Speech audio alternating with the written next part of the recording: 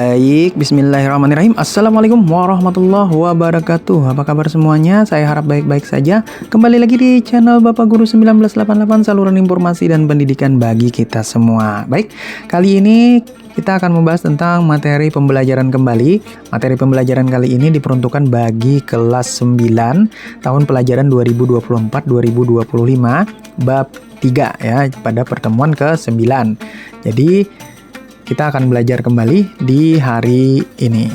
Baik, langsung saja kita akan mulai pembelajarannya. Tapi sebelum itu tolong silahkan tekan tombol subscribe, like, dan kemudian nyalakan loncengnya untuk tidak ketinggalan materi-materi pembelajaran selanjutnya. Oke, langsung saja kita lihat ke layar. Di sini ada kata coba bandingkan 3 kalimat di bawah ini ya. Coba kita melihat. Nah, di sini ada 3 kalimat. Yang pertama, dokter mengoperasi untuk menyelamatkan pasiennya. Yang kedua, dokter mengoperasi agar pasiennya selamat. Yang ketiga, dokter mengoperasi sehingga pasiennya selamat. Kira-kira dari sini sudah terlihat ya apa persamaan dan perbedaannya. Yang pertama kita bahas dulu persamaannya. Jadi ini perhatikan karena ini berhubungan langsung dengan materi yang akan kita pelajari hari ini.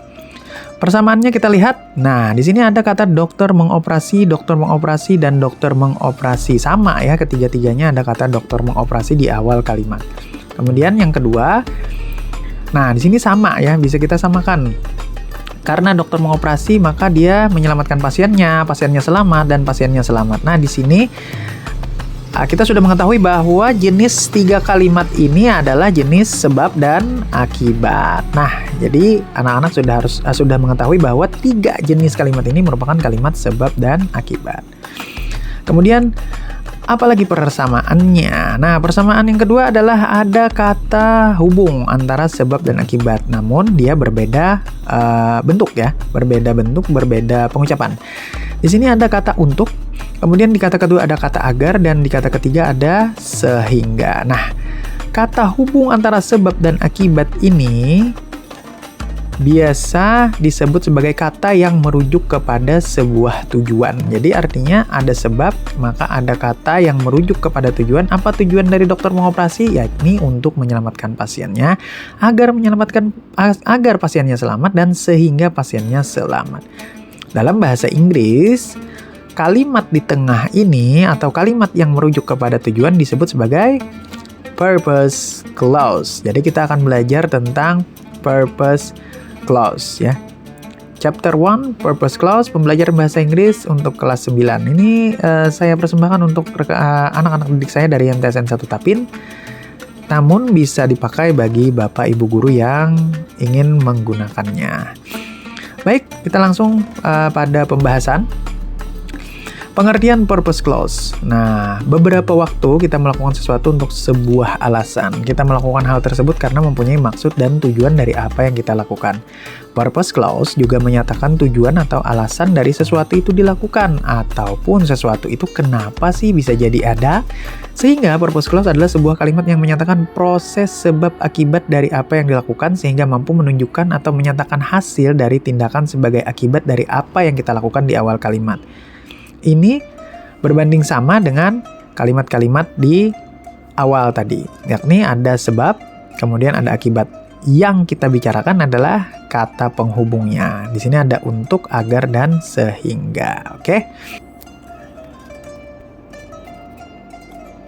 Cara menggunakan purpose clause itu terbagi menjadi 5. Yang pertama ada in order to, ada in order that, kemudian ada so that, ada to, dan yang terakhir ada for. Jadi ada 5 cara untuk menggunakan purpose clause pada pembelajaran bahasa Inggris. Ya, kita lihat yang pertama, in order to. Untuk pengertian itu kalian bisa di pause kemudian dibaca.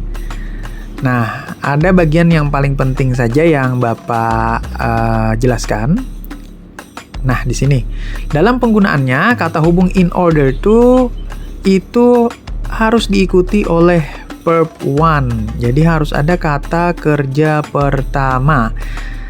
In order to juga memiliki kata negatif ya. In order not to. Meski sering digunakan di tengah kalimat, kata hubung ini juga bisa terletak di awal kalimat. Contoh, Yang pertama, I will study hard in order to get a perfect score. Atau Mia went to the hall early in order not to miss the practice. Atau in order to proceed, please provide detailed information about your identity. Nah, di sini kita mengetahui bahwa setelah in order to harus ada kata kerja pertama ya anak-anak sekalian. Jadi setelah in order to harus ada kata kerja atau verb one. Jadi nanti kalau ada kalimat rumpang tentang purpose clause, kemudian setelah kalimat rumpang itu ada kata kerja, maka otomatis itu in order to. Oke, bisa dipahami ya. Yang kedua, in order that. Nah, sama saja dengan in order to, namun yang membedakan dari in order that adalah nih. Frasa ini sebenarnya bisa dibilang kurang umum karena digunakan hanya dalam situasi formal saja seperti pidato, makalah, esai, dokumen perjanjian, atau surat resmi lainnya. Dan, nah di sini perbedaannya dia bisa diikuti oleh noun, adverb, atau adjective. Contoh ya, aku bangun pagi dan belajar agar mampu menjawab semua soal dengan mudah. Ya, kita lihat kalimat kedua pada layar pertama tadi. Di sini ada kata agar pasiennya. Nah, ini disebut sebagai in order that, anak-anak sekalian. Pasiennya merupakan kata noun. Oke. Nah, contohnya, the government provides free quota for the students in order that the student can do online learning. Atau, they provide many options in order that the customers can get the product which match their preference. Atau, we will provide you with the right guidance and advice in order that you get the best outcome for your situation. Atau in order that you are able to complete assignment, learn to manage your time effectively. Nah, jadi nanti kalau ada kalimat rumpang, kemudian setelah kalimat rumpang itu ada kata noun, adjective, ya, itu berarti dia otomatis in order that.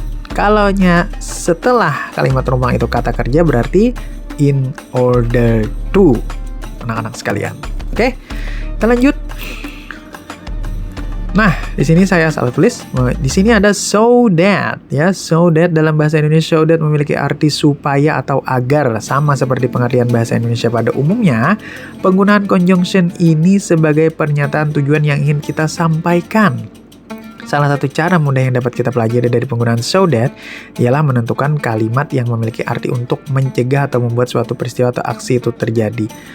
Kita ambil contoh saja, the doctor operated so that he could save his patient life. Jadi tadi bisa kita artikan bahwa pemakaian so that di sini itu merujuk kepada waktu lampau atau past tense, ya. Artinya sesuatu sebab itu sudah terjadi sehingga ada akibat. Jadi kita bisa pakai so that. Di sini bisa kita lihat ada kata kerja kedua. Artinya kata kerja kedua itu seperti yang kita ketahui bahwa kata kerja kedua biasanya digunakan pada rumus past tense, anak-anak sekalian. Jadi jika nanti ada kalimat kemudian di sini ada kata kerja kedua atau dia menyatakan sesuatu itu sudah terjadi, maka otomatis dia so that, anak-anak sekalian. Oke, lanjut. Di sini ada dua, ada to and for. To di sini menggunakan purpose yang memadukan antara to dan verb one. Nah, ini biasanya hampir sama atau sama dengan in order to. Jadi sesudah to harus ada kata kerja, ya, anak-anak sekalian. Jadi bisa kalian pilih in order to atau to saja. Contoh, I studied hard to pass the exam. Nah, atau I went to grocery store to buy some vegetables, ya. Kemudian yang for. Nah, for ini kalau to tadi kata kerja, kalau for bisa kata noun, adjective, dan lain-lain. Sama halnya dengan antara in order to dan in order that, for juga seperti itu. Nah, namun yang istimewa dari for ini, kita bisa memakainya untuk bentuk present. Nah, jadi ada kata verb plus ing. Jadi nanti jika ada kalimat terumpang yang sesudahnya ada kata kerja ditambah ing, maka dia otomatis adalah for. Kita ambil contoh di sini. We climb to the mountain for the view. Nah, ini berarti kata benda ya, dalam bentuk past tense. Kemudian, we fly hard for to be the winner. Nah, kalaunya di sini tadi kata kerja, maka dia bisa memakai to atau in order to. Tapi kalau dia kata benda, kemudian bentuknya present juga, dan ada kata kerja ditambah ing, kita bisa memakai for. Ya, ini juga bisa dipakai sama halnya dengan in order that. Tapi kebanyakan biasanya memakai for sebagai kata hubung antara sebab dan akibat. Baik, itu saja yang bisa Bapak sampaikan untuk mata pelajaran kita hari ini. Kalau ada pertanyaan, silahkan lemparkan pertanyaan di kolom komentar. Dan jika Bapak ada penjelasannya yang keliru atau salah, mohon dikritik dan saran yang sifatnya membangun untuk channel ini. Terima kasih atas perhatiannya. Salah hilap mohon maaf. Wabillahi taufiq wal hidayah. Wassalamualaikum warahmatullahi wabarakatuh.